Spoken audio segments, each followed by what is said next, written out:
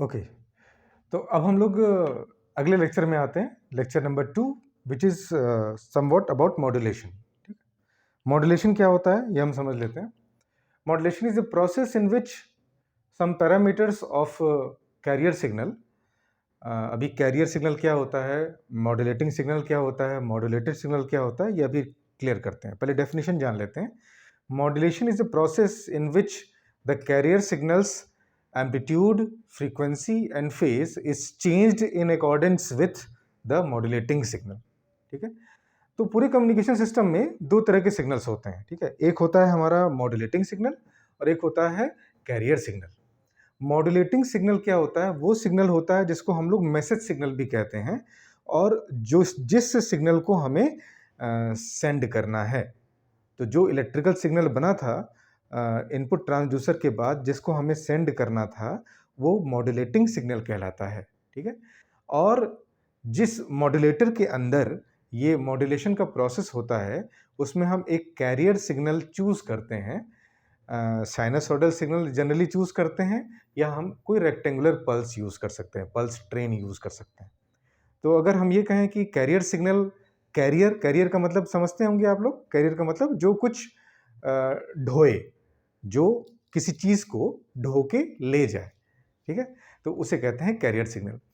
और modulating signal, message signal, वो signal है जिसको हमें सेंड करना है किसी एक पॉइंट से दूसरे पॉइंट या बहुत सारे पॉइंट्स पे सेंड करना है।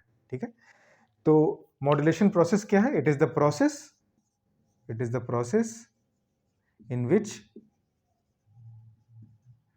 amplitude and amplitude, frequency and or phase of carrier signal is changed according to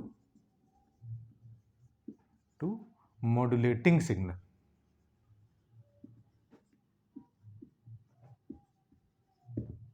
ठीक है, मॉड्यूलेटिंग सिग्नल। तो दो तरह के सिग्नल क्लियर हुए। एक है हमारा carrier signal, this is the carrier signal, और एक है हमारा मॉड्यूलेटिंग सिग्नल। तो जनरली ये एजम्पशन होता है, ये हमारा मानना होता है कि कैरियर सिग्नल की जो फ्रीक्वेंसी होती है वो अगर fc है, और मॉड्यूलेटिंग सिग्नल की फ्रीक्वेंसी यदि fm है, तो हमारा जो कंडीशन होता है वो ये होता है कि fc is very very greater than fm। ठीक है, fc की वैल्यू fm से काफी बड़ी होनी चाहिए। तो इसको देखो ऐसे समझ सकते हैं, जैसे हमें सपोज करो आप जहाँ पे हैं वहाँ से 2 किलोमीटर दूर जाना है, तो आप क्या करेंगे? या तो आप पैदल जाएंगे, या तो आप साइकिल से जाएंगे, या तो आप कोई स्कूटी या टू व्हीलर लेंगे, या तो एक बड़ी सी गाड़ी से जाएंगे। ठीक है, यही पॉसिबिलिटी है, वेज ऑफ ट्रांसपोर्टेशन है। तो अगर आप किसी बड़ी गाड़ी में जा रहे हैं तो क्या होगा? और सबसे पहले पैदल से स्टार्ट करते हैं। पैदल से जाएंगे तो क्या होगा? टाइम ज़्यादा लगेगा, और क्या होगा? आप थक जाएंगे, और हो सकता है कि जो इन्फॉर्मेशन या जो चीज़ आप कन्वे करने के लिए जा रहे हैं एक पॉइंट से दूसरे पॉइंट के बीच में, उसमें कुछ डिस्टॉर्शन आ जाए, वो भूल जाएं, वो खराब हो जाए, कुछ सामान ले जा रहे हैं खराब हो जाए। तो हम ये कहेंगे कि इससे बेटर क्या हो सकता है? इससे बेटर ये हो सकता है कि आप साइकिल से जाएं। तो साइकिल से जाएंगे तो क्या होगा? आप थोड़े टाइम बचा ले जाएंगे, थोड़ा सा पहले पहुंच जाएंगे।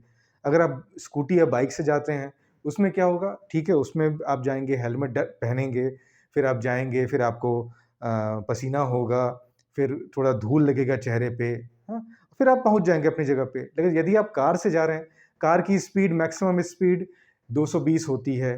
ठीक है, जो कि रेटेड रहती है, लेकिन हमें 80 या उससे कम ही चलाना होता है। तो उसमें भी क्या है कि आप सेफली एक पोजीशन से दूसरे पोजीशन प्लेस तक पहुंच जा रहे हैं। तो वो ये हैं क्या?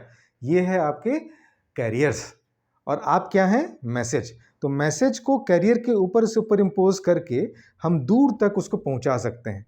तो या तो हम पैदल जाएं जिसमें कोई मॉड्यूलेशन नहीं हो रहा है, कोई एक्स्ट्रा प्रोसेस नहीं हो रहा है, या तो मॉड्यूलेशन करके जाएं, जैसे साइकिल हो गया एक मॉड्यूलेशन, आपका बाइक या स्कूटी हो गया एक मॉड्यूलेशन, कार हो गया एक मॉड्यूलेशन, बस हो गया एक मॉड्यूलेशन, एक मतलब बस पे अगर जा रहे हैं तो वो एक मॉड्यूलेशन का एक एग्जाम्पल हो गया। सिमिलरली तो बस की स्पीड ऑब्वियसली या कार की स्पीड हमारे नॉर्मल चलने की स्पीड से काफ़ी ज़्यादा होती है। सिमिलरली स्पीड का सेंस है कि मैसेज की जो स्पीड है या हमारी स्पीड कैरियर की स्पीड से काफ़ी कम होती है, या यूं कहें कि कैरियर की स्पीड हमारे मैसेज की स्पीड से काफ़ी ज़्यादा होती है। यहाँ स्पीड टर्म ना यूज़ करके हम क्या कहेंगे, कैरियर की फ्रीक्वेंसी मैसेज की फ्रीक्वेंसी से काफ़ी ज़्यादा होती है, होना चाहिए। ठीक, अगर ऐसा है तो मॉड्यूलेशन अच्छा होगा और सिग्नल दूर तक बिना किसी एक्स्ट्रा डिस्टॉर्शन के पहुंच जाएगा। ठीक, तो ये हो गया कि मॉड्यूलेशन क्या होता है। ठीक है, तो मॉड्यूलेशन को हम लोग ऐसे भी कहते हैं कि when modulating signal is superimposed अध्यारोपित superimposed over carrier signal and sent, then the process is known as modulation. ठीक है, तो मॉड्यूलेशन कोई की एक और डेफिनेशन हो सकती है कि the super imposition of message signal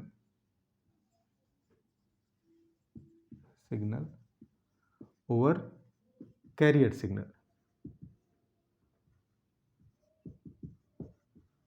ठीक है, तो ये दोनों डेफिनेशन इसकी पॉसिबल है। तो अब बात ये आ रही है कि मॉड्यूलेशन की आवश्यकता क्यों पड़ती है, why there is a need of modulation. तो मॉड्यूलेशन की आवश्यकता क्यों पड़ेगी, इस बात का अंदाजा आप ऐसे लगा सकते हैं कि जैसे मैंने अभी आपको एक एग्जांपल समझाया था। तो एक तो ये हो गया कि हम कम समय में एक सिग्नल को दूसरे सिग्नल तक एक सिग्नल को एक स्थान से दूसरे स्थान तक पहुंचा सकते हैं। ठीक है, लेकिन जब क्वेश्चन पूछा जाएगा तो उसमें हम 2-3 इनफैक्ट 4-5 फैक्टर्स को ध्यान में रखते हैं। सबसे पहला फैक्टर होता है कि हम मॉड्यूलेशन में क्या करते हैं। तो हमारा टॉपिक है नीड फॉर मॉड्यूलेशन। ठीक है, नीड फॉर मॉड्यूलेशन, मॉड्यूलेशन की आवश्यकता। ठीक है, सबसे पहला इंपॉर्टेंट पॉइंट होता है एंटीना हाइट रिडक्शन। ठीक है, एंटीना हाइट रिडक्शन। ठीक है, ये पहला पॉइंट। क्या कहता है antenna height reduction? Antenna height reduction ये कहता है कि यदि आप किसी सिग्नल को ट्रांसमिट कर रहे हैं, भेज रहे हैं, और आप एंटीना का यूज करना चाह रहे हैं, दूर तक सेंड करना चाह रहे हैं। ठीक है, तो आप क्या करेंगे, आप एंटीना का यूज करेंगे। अच्छा, एंटीना होता क्या है, ब्रीफली बता दें आपको। एंटीना एक प्रकार का ट्रांसड्यूसर होता है जो इलेक्ट्रिकल सिग्नल को ईएम वेव रेडिएशन में या फिर ईएम वेव को इलेक्ट्रिकल सिग्नल में कन्वर्ट करता है। ठीक है, तो इस बात को आप रिवाइंड करके पीछे करके दोबारा से सुन लीजिएगा कई बार क्या कहा मैंने। तो ये क्या होता है कि ट्रांसड्यूसर होता है जो कि ईएम वेव को इलेक्ट्रिकल सिग्नल में या इलेक्ट्रिकल सिग्नल को ईएम वेव में कन्वर्ट करता है। तो एंटीना की जरूरत पड़ती ही पड़ती है किसी भी प्रकार के वायरलेस कम्युनिकेशन में। ठीक है, वायरलेस कम्युनिकेशन इसके बिना कुछ नहीं। जैसे मोबाइल कम्युनिकेशन करें तो मोबाइल में भी एक एंटीना चिप लगी होती है। तो एंटीना हाइट का रिडक्शन ये पहला हमारा है। तो इसमें हम कैसे समझते हैं, इसको ऐसे समझते हैं कि अगर हम मान लें कि 100 हर्ट्ज हमारा मैसेज सिग्नल है जिसकी frequency 100 hertz, 1000 hertz, I am sorry 1000 hertz, और हम बगैर मॉड्यूलेशन के इसको सेंड करना चाहते हैं। तो अभी आपको एक चीज करके, एक कैलकुलेशन करके हम आपको क्लियर बता रहे हैं कि एंटीना की जो हाइट है इसको हम कम क्यों रखना चाहते हैं। जितनी ज़्यादा जितने एंटीना की हाइट कम होगी उतना अच्छा है, उतना फिजिबल है, उतना प्रैक्टिकल है, उतना आसानी से बनाया जा सकता है। ठीक है, तो अगर मान लेते हैं फॉर एग्जांपल हमारा मैसेज सिग्नल इतना है, तो हम जानते हैं c बराबर f इंटू लैम्डा, ये फॉर्मूला जानते हैं। c is the velocity of light जिससे ईएम वेव ट्रेवल करती है, f is the frequency, lambda is the wavelength. तो अगर लैम्डा कैलकुलेट करें तो हो जाएगा 3 इंटू 10 के पावर 8 डिवाइडेड बाई f की वैल्यू हो जाएगी 1000। ठीक है, सॉल्व करेंगे तो कितना आ जाएगा, ये आ जाएगा 3 into 10 to the power 5, that is approximately 300 kilometres, 300 100 kilometre, ठीक है, 300 किलोमीटर, वेवलेंथ 300 किलोमीटर, ठीक है, लैम्डा, ध्यान दीजिएगा। अब हम एक थ्योरी बताते हैं जो कभी जब हम एंटीना पढ़ाएंगे या आपको समझाएंगे तो बताएंगे कि जो एंटीना की जो हाइट होती है, एंटीना की जो हाइट या उसका डायमेंशन होता है, वो वेवलेंथ लैम्डा बाई 2 या लैम्डा बाई 4, वो डिपेंड करता है कि वो मोनोपोल एंटीना है कि डाइपोल एंटीना है, किस तरह का एंटीना है, इस पर डिपेंड करता है। जनरली लैम्डा बाई 4 रखा जाता है। तो अगर एंटीना की हाइट कैलकुलेट करी जाए तो ये एक थ्योरी है, आप इसको बस नोट कर लीजिएगा कि एंटीना की height is proportional to lambda by 4, ठीक है। ये एंटीना की h is the height of antenna या dimension of antenna, height, HIGHT, height of antenna. तो एंटीना की हाइट लैम्डा बाई 4 के प्रोपोर्शनल होती है। तो लैम्डा यहां देखो कितना आ रहा है, 300, 300 बटे 4 करेंगे तो कितना हो जाएगा, 75। तो हम कहेंगे कि एंटीना की जो हाइट है लगभग 75 किलोमीटर आ गई। अब आप ही सोचिए, क्या ऐसा संभव है कि 75 किलोमीटर लंबा ऊंचा एंटीना डिजाइन किया जा सके? प्रैक्टिकली पॉसिबल नहीं है, ठीक है।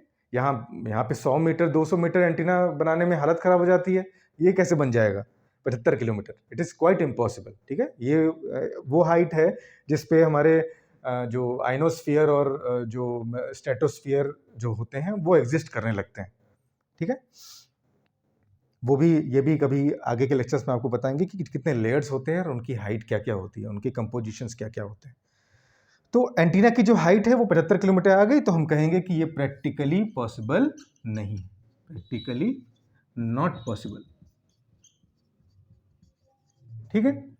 तो पॉसिबल कैसे हो सकेगा? मॉड्यूलेशन से, ठीक। मॉड्यूलेशन में क्या करेंगे? मॉड्यूलेशन में हम इस लो फ्रीक्वेंसी सिग्नल को एक हाई फ्रीक्वेंसी सिग्नल पे सुपर इंपोज कर देंगे, ठीक है, मिला देंगे, मर्ज कर देंगे, ठीक है। तो उससे क्या होगा, अब हमारा जो कंबाइंड सिग्नल होगा उसकी फ्रीक्वेंसी बढ़ जाएगी, ठीक है। तो सपोज करते हैं, माना लेट अस सपोज कि जो कैरियर फ्रीक्वेंसी है वो 100 मेगाहर्ट्ज है, ठीक है, फॉर एग्जांपल। तो यहां पर हम कैलकुलेशन कर देते हैं इतने पार्ट में, और ब्लू पेन से करते हैं ताकि आप डिस्टिंग्विश कर सकें, ठीक है। तो सपोज करिए कि जो कैरियर फ्रीक्वेंसी है FC, FC कैसे बना रहे हैं, F, ओके, ठीक, इट्स ओके, FC ये कितना है, 100 मेगाहर्ट्ज, ठीक है। मेगा समझते हैं, मेगा मतलब 10 की पावर 6, तो इतना हर्ट्ज है। तो अब उसी फॉर्मूले से यदि लैम्डा कैलकुलेट करें तो कितना हो जाएगा, 3 इंटू 10 के power 8 divided by 100 megahertz, mega का मतलब 10 के पावर 6, इसको कैंसिल आउट कर देंगे, कट जाएगा, ये नीचे 10 के पावर 8 आ जाएगा, ऊपर 10 के पावर 8 कैंसिल आउट हो जाएगा, आ जाएगा 3 मीटर, ठीक है। और वही एंटीना की जो थियरी कहती है कि h is proportional to lambda by 4, तो h is proportional to lambda by 4, lambda by 4 कर देंगे, कितना आ जाएगा, 3/4, दैट इज 0.75 मीटर, या ये कहें कि ये 75 सेंटीमीटर आ गया। तो 75 सेंटीमीटर, बस इतना सा। तो इतने बड़े एंटीने, इतना बड़ा एंटीना आप फिजिकली देखते भी हैं, एग्जिस्ट भी करता है। इनफैक्ट इतना बड़ा एंटीना, एक पैराबोलिक एंटीना जो है, पैराबोलिक रिफ्लेक्टर, हम लोग अपने घर में D2H कनेक्शन के लिए यूज़ करते हैं, ठीक है। या ऐसे बहुत सारे एंटीना यूज़ किए जाते हैं, जैसे आप किसी बैंक या किसी बड़े बड़े ऑर्गेनाइजेशन में आप ऊपर की तरफ इतने बड़े बड़े एंटीने लगे हुए देखेंगे। तो ये प्रैक्टिकली पॉसिबल है। Is it clear? तो ये पॉइंट, पहला पॉइंट मैंने आपको क्या बता दिया कि मॉड्यूलेशन करने की आवश्यकता क्यों पड़ रही। तो सबसे पहला पॉइंट इसमें आया कि एंटीना के हाइट में रिडक्शन हो जाता है, ये हमारी नीड है, ठीक है। और ये कैसे हो पाता है, हमने आपको यहाँ पर कैलकुलेशन के जरिए बता दिया, ठीक है।